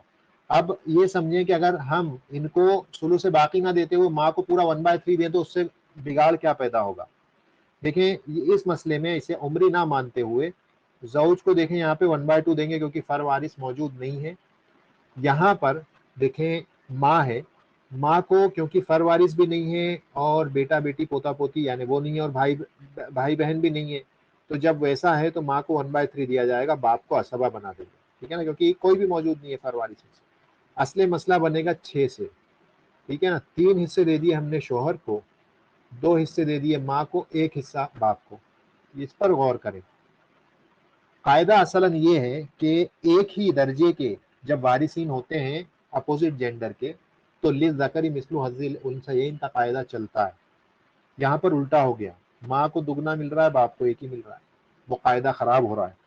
تو جب وہ قاعدہ خراب ہو رہا ہے تو اس بنا پر عمر رضی اللہ عنہ نے کیا کہا؟ انہوں نے کہا کہ نہیں، ایسا نہیں کریں گے. اب ہم یہ کریں گے کہ ان کو جو ہم پہلے حصے جو ان کو دے رہے تھے اب ویسے نہ دیتے ہوئے ماں کو ہم اب شروع سے باقی دیں گے، یعنی جو زوج کو دے دینے کے بعد جو بچتا ہے وہ ہم ماں کو دیں گے. تو اس مسئلے کو آپ ویسے ہی حل کریں گے جیسے رد کا مسئلہ ہم حل کیا کرتے تھے. چلیں اس کو بھی کر کے دیکھ لیں. تو یہ دیکھیں یہاں زوج، اس کو ہم دے دیں گے، زوج کو دیا جائے گا، دیکھیں یہاں پر لکھ دیتے ہیں زوج کو 1/2، اور باقی جو حصہ بچ جائے گا وہی تو ان دونوں میں ڈسٹریبیوٹ کرنا ہے نا، تو ان کو ہم اسبہ ٹریٹ کر لیں گے. ابھی ٹھیک ہے. تو اصل مسئلہ بنے گا کتنے سے؟ انیشلی 2 سے بنے گا. ٹھیک ہے, ایک حصہ دے دیا ہم نے شوہر کو, اور بچا ہوا ایک حصہ ہم نے دے دیا اسبا کے طور پہ ان دونوں کو. اب یہ ایک حصہ ان دونوں میں بٹے گا. ٹھیک ہے, اب وہ ایک حصہ کیسے بٹے گا؟ تو ہم کہتے ہیں کہ ماں کو ہم دیں گے 1/3, دیکھیں کیونکہ کوئی بھی نہیں, اور باپ کو دیں گے ہم اسبا بنا کر کے. اب آپ مسئلہ بنائیں, یہ تو زوج کو تو بھول جائیں, اس کا مسئلہ حل ہو گیا. اصل مسئلہ 3 سے بنا. آپ نے ماں کو 3 میں سے 1 دیے, باپ کو آپ نے بچے ہوئے 2 دے دیے. اب مسئلہ یہ آ رہا ہے کہ یہ 1 ہے, یہ 3 ہے. یہاں پہ کیا مسئلہ آ رہا ہے؟ یہاں پہ اورنج اور مینگو کا مسئلہ آ رہا ہے نا. اس کو ہمیں 3 بنانا پڑے گا, تب یہ 3 ہوگا. تو اس کو 3 بنانے کے لیے اس کو کیا کریں گے؟ 3 سے ملٹیپلائی کر دیں. تو یہ آپ کا 3 سے کریں گے تو یہ 3 ہو گیا. اس کو 3 سے کریں گے, یہ بھی 3 ہو گیا. تو یہ تو 3 ہے ہی, 3 حصے بڑھ جائیں گے. تو جو جامع بنے گا وہ 6 سے بنے گا. تو 6 سے جب جامع بنا تو ہم نے کیا کر دیا؟ شوہر کو 3 ہو گئے, یہ 3 تھے نا, 3 ہو گئے. اب یہ 1 ہو گیا اور یہ 2 ہو گئے. دیکھیں اب ہو گیا نا للذکر مثل حظ الانثیین. اور ہم نے یہ جو ماں ہے اس کو ثلث باقی دیا ہے, یہ اس 1 کا 1/3 دیا ہے ہم نے, اس کو ٹوٹل میں سے نہیں دیا. تو اسی کو کہتے ہیں جو ہے مسئلہ عمری مسئلہ. یہاں پہ اس طرح سے ان کو ہم نے ڈسٹریبیوٹ کر دیا. ادھر بھی آ کے دیکھ لیں, یہاں پر دیکھیں یہ جو زوجہ ہے اس کو کتنا دیا ہے عمری مسئلے کے حساب سے. اگر یہاں پر بھی آپ ویسے حل کریں گے پورا 1/3 دے کر کے, تو آپ پائیں گے کہ ماں کا حصہ زیادہ, دگنا تو نہیں ہے لیکن باپ کے مقابلے میں زیادہ ہے. ٹھیک ہے, کر کے دیکھ لیں یہاں سائڈ میں مثلا, یا چلو یہیں کر لیتے ہیں, اس کو مٹا دیں گے بعد میں.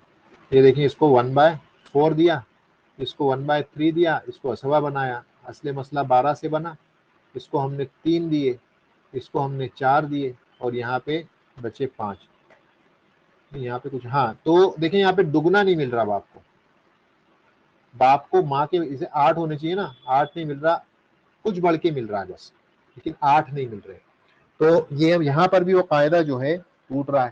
تو اس لیے پھر کہا یہ گیا کہ اس سے بہتر یہ ہے کہ ماں کو ہم بچا ہوا جو حصہ ہے بیوی کو دے دینے کے بعد, وہ حصہ ہم جو ہے ماں کو دیں, یعنی ثلث باقی, بچا ہوا 1/3 ماں کو دیا جائے. تو جب وہ کرنا ہے تو اس کو کیسے کریں گے؟ بالکل ویسے ہی جو ابھی ہم نے کیا وہی طریقہ اپنایا جائے گا. دیکھیں یہاں پر اب ہم کر دیتے ہیں اس کو 1, اور یہ دونوں کو اسبا بنا دیتے ہیں. ٹھیک ہے نا, تو یہ زوجہ کا تو ہو گیا 1/4, اور یہ ہو گئے اسبا دونوں. بچا ہوا ان کو جائے گا, جو بچے گا وہ ان کو جائے گا. کس ریشو میں؟ وہی ریشو میں جو ابھی ہم بات کریں گے. تو یہ اصل مسئلہ ہو گیا. 4 سے 1 ادھر چلا گیا, 3 ان کے پاس چلے گئے. اب یہ 3 کو ہمیں بانٹنا ہے, 3 کو ان میں بانٹنا ہے. تو وہ 3 کو کیسے بانٹیں گے؟ 3 کو بانٹنے کے لیے اس کو ڈیش کر دیں. ماں کا حصہ 1/3, باپ اسبا. تو 1/3 جب ماں کو دیں گے تو آپ 1 حصہ دے دیا, 2 حصے آ گئے. یہاں پر دیکھیں اصل مسئلہ کتنے سے بنا؟ 3 سے. یہ بھی 3 ہے, یہ بھی 3 ہے, کوئی مسئلہ ہی نہیں ہے. تو یہاں پر آپ کو کچھ بھی کرنے کی ضرورت نہیں ہے. جامع مسئلہ کتنے سے ہے؟ 4 سے ہے. 4 رکھ دیں, 1 شوہر کو, 1 ماں کو, 2 باپ کو. للذکر مثل حظ الانثیین, باپ کو 2 حصے مل گئے, ماں کو 1 ملا. ٹھیک ہے, اور یہ 1 کس کا ملا ہے؟ یہ 1 جو 3 حصے بچے تھے اس کا ملا ہے. دیکھیں 3 × 1/3 تو 1 ہوتا ہے, یہ آ گیا. یعنی جو باقی حصے تھے اس کا 1/3 دیا ہم نے, ٹوٹل کا 4 کا 1/3 نہیں دیا ہے. 4 کا 1/3 نہیں دیا. اصل میں 4 نہیں تھے, 12 تھے, جو ہم نے پہلے مسئلہ دیکھا تھا 12 سے بن رہا تھا. تو 12 کا 1/3 4 ہوتا ہے, تو وہ ہم نے نہ دیتے ہوئے 4 کے بعد جو 3 بچا, 3 کا 1 حصہ ہم نے ماں کو دیا. ٹھیک ہے, تو اس لیے یہ 1 1 اور 2 ہو گیا. تو اسے یہ جو 2 مسئلے ہیں ان کو عمری مسئلہ کہا جاتا ہے. اور اس کے علاوہ مسئلے بہت سارے ہیں, آپ اگر کتابوں میں دیکھیں گے تو آپ پائیں گے کہ ایک مشرقہ آتا ہے, اقدریہ آتا ہے, پھر زید بن ثابت رضی اللہ عنہ نے جو فتاوے دیے ہیں ان کو کتابوں کے اندر بیان کیا ہے. جہاں پر مثلا جیسے اصل مسئلہ 90 سے بنتا ہے, تو ایک مسئلہ 90 کے نام سے آ گیا, ایک مسئلہ 80 کے نام سے آ گیا, یعنی تصحیح وغیرہ کے بعد. تو اس طرح کے بھی مسئلے ہیں. بعض مسئلے ایسے ہیں جو انہوں نے تو نہیں, جیسے قاضی شریح ایک معروف عالم دین تھے, انہوں نے بعض جو میراث کے جو مسئلے ہیں انہوں نے جو فتاوے دیے ہیں, اس میں ایک مسئلہ آتا ہے دیناریہ کے نام سے. دیناریہ یعنی وہ ایسا مسئلہ ہے جس میں بہت سارے وارثین ہیں, اور ایک بہن شکایت لے کر کے آئی تھی کہ مجھے تو ایک ہی دینار مل رہا ہے، کچھ 600 650 دینار تھے، اس میں سے اس کو صرف ایک دینار مل رہا تھا. تو قاضی شریح کے پاس وہ مسئلہ، قاضی شریح نے اس کو مسئلہ حل کر کے دیا. کسی اور کے پاس جا کر کے انہوں نے کہا، شکایت لگائی کہ دیکھیں انہوں نے مجھے، کوئی صحابی موجود تھے اس دور میں، کہ انہوں نے ایک ہی دینار دیا. تو صحابی نے پوچھا تمہارے وارثین میں یہ لوگ ہوں گے، کچھ 17 وارثین ہو رہے تھے اس ٹائم.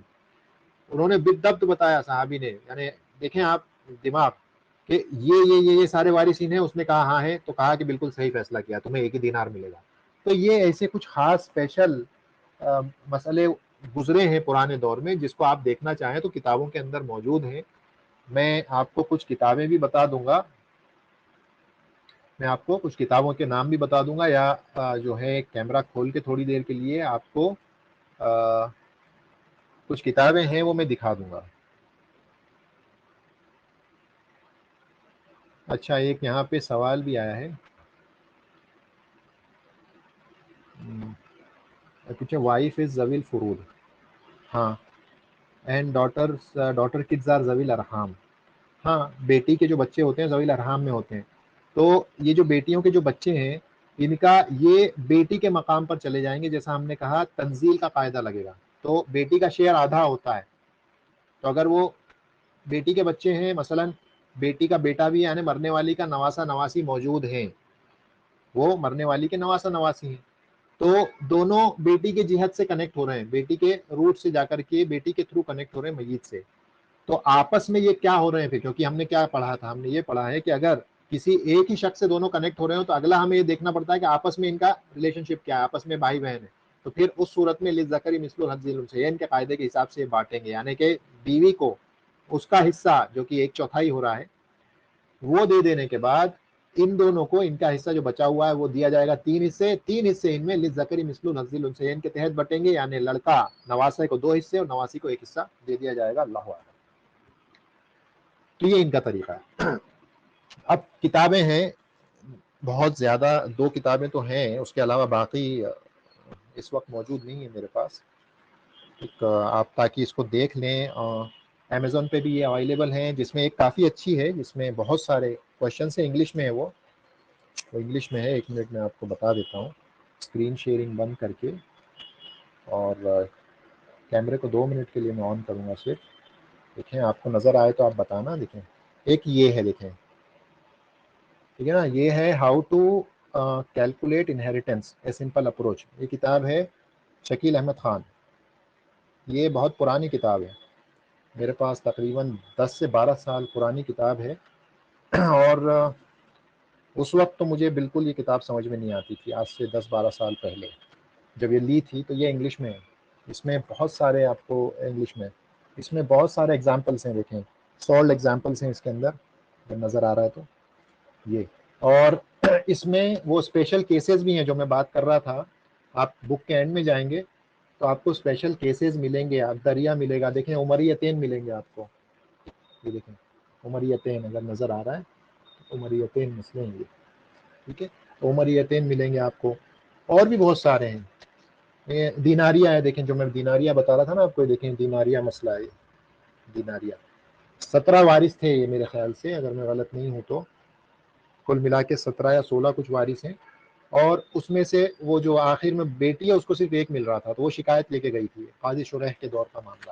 اور اس میں بہت سارے ممبریہ ہے، حضرت علی رضی اللہ عنہ کا عقدریہ ہے، زید ابن ثابت رضی اللہ عنہ کے فتوے ہیں.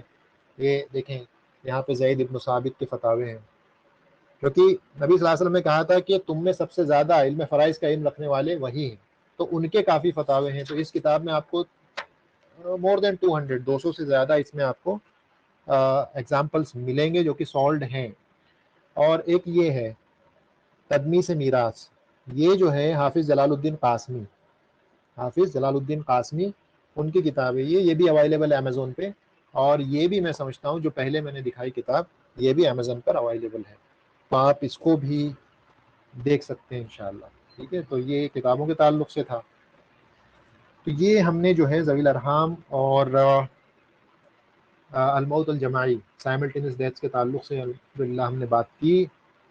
اب اس میں آپ کا کوئی سوال ہو، کوئی اشکال ہو تو آپ پوچھ سکتے ہیں، اور بس اس کے علاوہ تو اس میں اور کچھ بھی نہیں بچتا. تو آپ کوئی سوال ہوں تو پوچھ لیں، ادروائز پھر ہم اس کو کلوز کر دیتے ہیں۔ ریویژن کلاس کی اگر آپ کو ضرورت ہے تو ایک ریویژن کلاس انشاءاللہ اگر کل وقت ہوگا تو کل ہم اس کو رکھ سکتے ہیں، ٹھیک ہے، جس میں ہم اختصار سے زیادہ وقت نہ لگاتے ہوئے۔ اچھا، بک کا آپ کو میں اس کا جو نام ہے،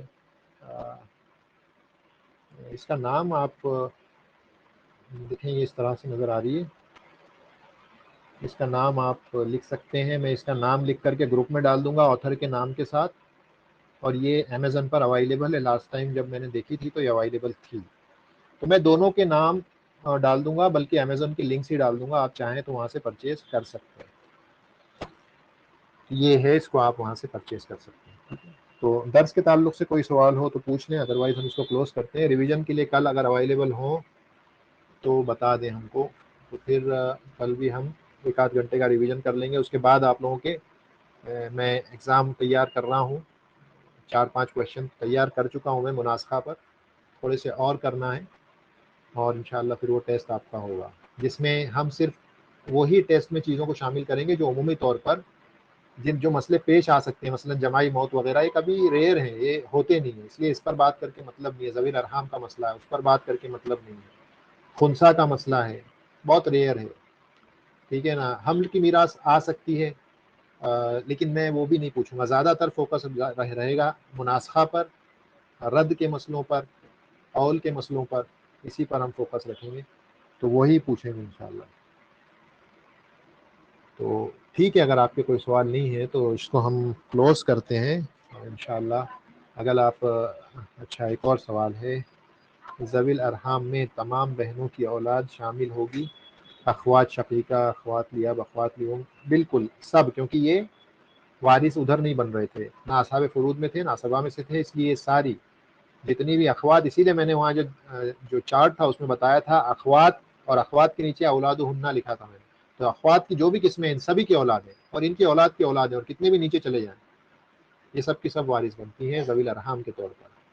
اور آمین ویاک، تو یہ ذوی الارحام کا معاملہ ہے جو بہت ریئر ہے، نادر وقوع ہے، ریئر آتا ہے، اتنا نارملی اس اسٹیج تک پہنچتا نہیں، کوئی نہ کوئی وارث تو ہوتا ہی ہے، ٹھیک ہے۔ مثلا جیسے میاں بیوی میں سے کوئی ہوگا، میاں بیوی کے بعد اگر صرف بیٹی بھی ہے مرنے والے کی تو بچا ہوا مال پورا وہ لے لے گی رد کے طور پہ، ردن فردن بھی لے گی، اس کے بعد جو بچے گا وہ ردن اس کو چلے جائے گا، ذوی الارحام کی ضرورت ہی نہیں۔ اگر ایک بھی اصحاب فروض میں سے موجود ہے تو رد کے طور پہ مال لے لے گا، تعصیب موجود ہے تو کچھ بچنے ہی نہیں دیں گے، پورا لے لیں گے۔ تو یہ صرف صورت اسی حالت میں ہوتی ہے جب میاں بیوی کے ساتھ کوئی اور اصحاب فروض یا عصبہ موجود نہ ہو، اس صورت میں جا کر کے ذوی الارحام کو دیکھا جاتا ہے۔ یہ جو ہے مالکیہ اور شافعیہ کے علاوہ، مالکیہ اور شافعیہ جسے میں نے بتایا رحمہم اللہ، وہ بیت المال کو دینے کے قائل ہیں، بیت المال کو دیتے ہیں، لیکن ہم نے کہا زیادہ صحیح قول یہ ہے کہ ذوی الارحام یہ وارث بنیں گے، اللہ کی کتاب میں ان کے تعلق سے بات ہے سورۃ الانفال کے اندر، واللہ اعلم۔ تو ٹھیک ہے، آج کے درس کو کلوز کرتے ہیں، کل اگر آپ کے پاس ٹائم ہوا میں گروپ میں پوچھ لوں گا، یا آپ لوگ میسج ڈال دیں اگر چاہتے ہیں ریویژن کلاس، تو ایک ریویژن کلاس بہت طرح سے کہ کوئک رہے گی، زیادہ ڈیٹیل میں نہیں جائیں گے۔ آپ کے کوئی سوال ہوں گے تو ان کو جواب دینے کی میں کوشش کروں گا، اور اس انداز میں اس ریویژن کلاس کو پورا کریں گے، جو جہاں پر اشکال ہوگا صرف اسی تعلق سے ہم بات کریں گے۔ ویسے میں نہیں سمجھتا کوئی اشکال باقی رہتا ہے، لیکن پھر بھی آپ لوگوں کے لیے ریویژن کلاس ایک رکھ سکتے ہیں، تو کل وقت ہو تو بتائیں مجھ کو۔ آج کی کلاس کو یہاں پہ اینڈ کرتے ہیں، وقت آپ کا زیادہ لے لیا۔ سبحانک اللہم و بحمدک، لا الہ الا انت، استغفرک و اتوب الیک۔ السلام علیکم۔